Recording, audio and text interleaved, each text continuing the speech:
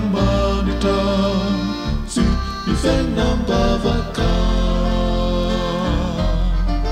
au katimu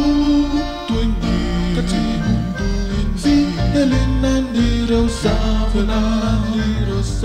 abetaki fanupuna tau fatuizu watanya ni asana biasa tungitan waminawu au katimu tuini savuna ni fiti avanawu wanitu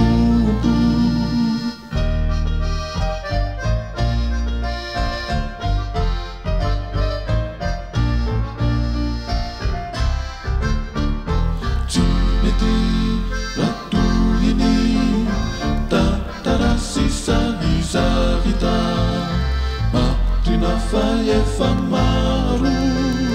ita zavatana tahu ni fakatau watani itayami ratanau mabani fitariani fa laini tupu Jesusi sini fongasana au katimu tuini elina niro savana